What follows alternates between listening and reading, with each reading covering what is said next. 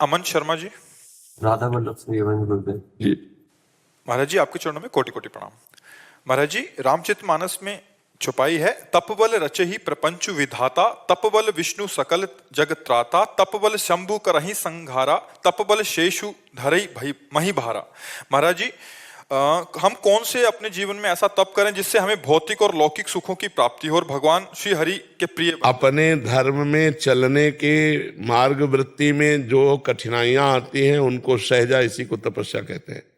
जैसे आप गृहस्थ धर्म में हो, आपको कोई अलग से अनुष्ठान नहीं करना, आप एक पत्नी का नियम लीजिए, विश्व की किसी अन्य माता बहन की तरफ काम भाव ही ना आने दीजिए, अपनी पत्नी में सिर्फ काम भाव रहे।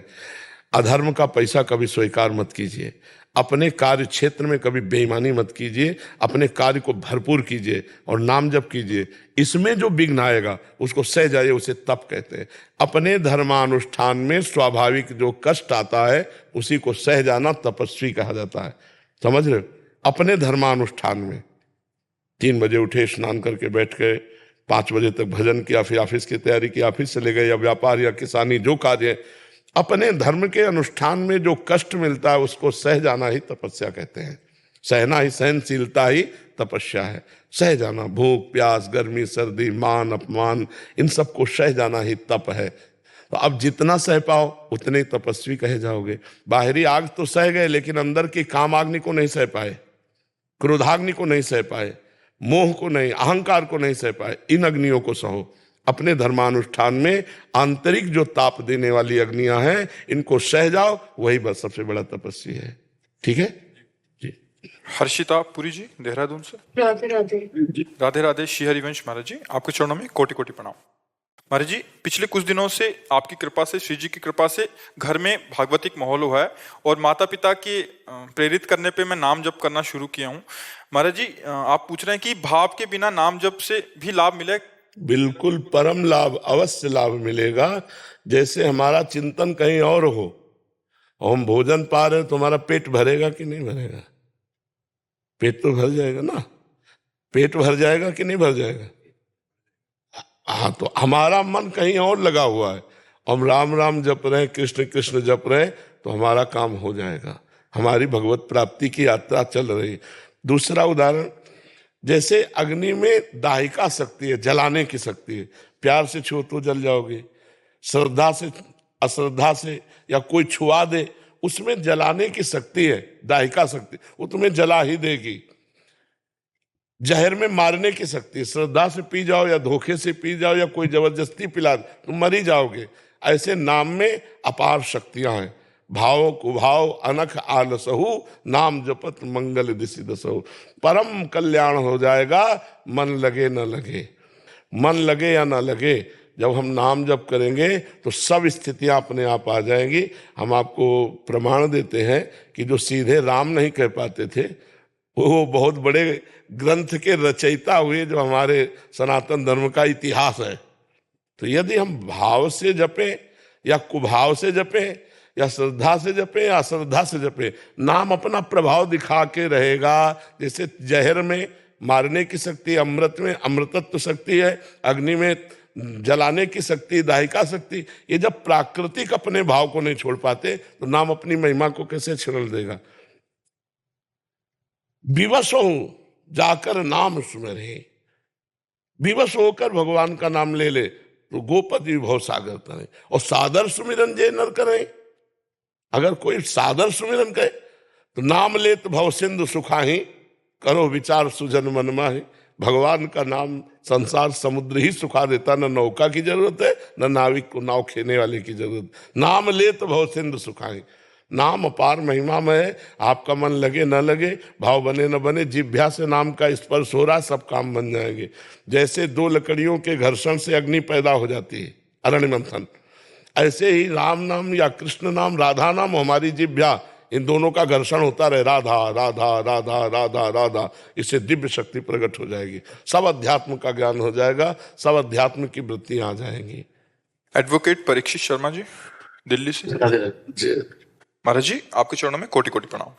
प्रभु जी, आपके द्वारा दिए गए भागवतिक उपदेशों से मन का भय समाप्त हो गया है। प्रतिदिन राधा नाम जप करता हूँ। इसके पश्चात यदि कोई बदमाश या अपराधी आता है तो उसके केस को नहीं लेता, किंतु कई बार आपराधिक प्रवृत्ति के लोग मुझे पहचानकर भोला बाला बनकर शराफत का चोला ओढ़कर खुद को किसी मामले में झूठा फंसा बताकर मुझसे केस दे देते हैं। मुझे बाद में पता चलता है कि वो व्यक्ति वास्तव में गलत था। तब तक हमारे द्वारा उसकी हर संभव मदद की जा चुकी होती है। ऐसे में हमारे द्वारा किया गया ये कर्म भगवत प्राप्ति में बाधा बनेगा? अब उसकी काट हम आपको बता रहे हैं। जब कोई ऐसा व्यक्ति आवे तो मतलब कोई भी व्यक्ति आवे, अब आपको पूरी काट बता रहे हैं। कोई भी व्यक्ति आपके सामने आवे तो आपकी अगर मानसिकता में आ चुका है फ्रॉड है, तो पहले ही आपको संकेत हो चुका है, आप बचेंगे, क्योंकि बच रहे हैं। आप नहीं जान पा रहे तो सबसे पहले उसमें भगवत भाव कीजिए कि हे प्रभु, आप इस शरीर में परमात्मा रूप से विराजमान हो, आत्मा रूप से विराजमान हो। मैं अज्ञानी जी हूं, आप हमसे सहयोग मांगने आए और हमारा वकील का जो कर्तव्य है वो कर्तव्य कर्म करे। प्रभु, आप सही हैं या गलत मुझे बिल्कुल पता नहीं, आप चाहो तो मुझे बता सकते हो। अंदर से प्रार्थना है। और यदि आप संकेत नहीं करेंगे तो अब मैं अपने कर्तव्य के अनुसार इसका सहयोग करने जा रहा हूं, मुझे दोषी न ठहराया जाए। अंदर की बात है, कहने की कुछ बात नहीं। कितना भी बड़ा केस होगा, चूंकि आपने पहले भगवान से प्रार्थना की, सबका न्याय भगवान करने वाले, तो आप गलत नहीं माने जाएंगे। ईमानदारी से यदि आप ऐसा करोगे तो आपका जो कर्तव्य कर्म है वो आपको नीचे नहीं गिरने देगा, क्योंकि आपने पहले भगवान माना है। और भगवान है। जैसे पंखा बिना बिजली के नहीं चल सकता, हाइड्रोजन बिना बिजली के नहीं जल सकता, ऐसे ही बोलना, देखना, चलना फिरना जो हो रहा है ये ईश्वरी शक्ति से हो रहा है। सबके अंदर ईश्वर का पावर विराजमान है, तो हम उसी पावर को पहले प्रार्थना कर दें। तो आप कभी छल कपट हो जाने पर भी आप फंसेंगे नहीं। आपके ऊपर दावा नहीं पेश किया जा सकता, क्योंकि भगवान से आपने डायरेक्ट पहले बात की है। भगवान सुन रहे हैं आपकी बात, अंदर ही बैठे, जहां से बात उठती है वहीं भगवान सुन रहे हैं। तो हमारी बात मान गया, अब आपको कोई फंसाव नहीं रहेगा। अगर दिमाग में आ जाता है आदमी फ्रॉड है, तो आप ले ही नहीं रहे। अगर हमारे दिमाग में नहीं आ रहा तुम पहले कि भगवान इसके अंदर भी है, एक सेकंड, और हे भगवान, यदि आदमी जो बाह्य आचरण से और आप उसके अंदर बैठे हैं तो या मुझे संकेत कर दीजिए, नहीं अब आप जिम्मेदार होंगे, अब मैं अपने कर्तव्य का पालन करने के लिए इसका सहयोग कर रहा हूं। खत्म खेल। पक्की बिल्कुल सिद्धांत की बात समझ लो, आप कहीं फेल नहीं होंगे। ठीक है? राधे राधे महाराज जी। महाराज जी, मैं 13 वर्ष की थी जब मेरे मम्मी पापा का अलगाव हो गया। घर में झगड़े और टेंशन की वजह से मेरे अंदर एक डर सा बैठ गया कि मुझे सब कुछ नेगेटिव नजर आता है। मेरे रिश्ते चाहे कितने भी अच्छे क्यों ना हो, मुझे तब भी यही लगता है कि मेरे साथ अंत में कोई नहीं रहेगा। मुझे ऐसा लगता है कि मैं जीवन में कुछ। हाँ ठीक है, अच्छा है, कोई गलत नहीं है। अब हम इसको सही रास्ते में लाएं। जैसे हमारे कि कोई मेरा नहीं है, सब स्वार्थ में है, तो कोई तो मेरा है ना, हम उसकी खोज करें। जो हेतु रहित जग जुग उपकारी, तुम तुम्हार सेवक असुरारी। भगवान और भगवान के प्रेमी भक्त, जो वास्तविक भगवान के प्रेमी भक्त हैं, वो सदैव हमारे हैं। वो स्वार्थ रहित है। नहीं तो सुर नर मुनि सबकी आ रीति, स्वार्थ लाग करे सब प्रीति। और तुम तुम्हार सेवक असुरारी, स्वार्थ रहित जग जुग उपकारी। इस संसार में जुग माने दो केवल परोपकार की भावना, केवल भगवान और भगवान में डूबे हुए भगवान के भक्तजन। अगर ये बात दिमाग में बैठ जाए कि मेरा कोई नहीं तो श्री कृष्ण मेरे हैं, फिर आप देखो चलते फिरते उठते बैठते आपको अनुभव में आने लगेगा कि श्री कृष्ण आपके आसपास है, श्री कृष्ण आप में है, आप श्री कृष्ण में है। बहुत बढ़िया स्थिति आ जाएगी। उसे निगेटिव में क्यों ले जाओ? कोई चीज आई है तो उसको हम सजा करके प्रयोग करें ना, उजाड़ के क्यों फेंक दे। अगर नकारात्मक सोच आई तो उसको हम सजा देते हैं। संसार में कोई मेरा नहीं, तो कोई तो है, वो प्रभु मेरे हैं। अगर प्रभु मेरे हैं तो जा पर कृपा राम की हुई, ता पर कृपा करे सब कोई। फिर सब में प्रभु है तो सब प्यारे हैं, सब लाडले हैं, बहुत आनंद आ जाएगा। और नकारात्मक सोच ज्यादा बढ़ गई तो डिप्रेशन आ जाएगा। तो हम डिप्रेशन में क्यों पहुंचे? हम आनंद में पहुंचे ना।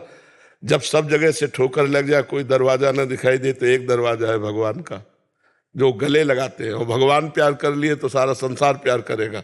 देखो ना, सुबह क्या होता है, रात्रि के 2 बजे होते हैं कभी कभी शरीर की अस्वस्थतावत लगता है कि यार आज मैं नहीं जा पाऊंगा, लेकिन ये ध्यान कहाँ कहाँ से लोग आए होंगे, केवल वो एक बार तो फिर निकल पड़ते हैं।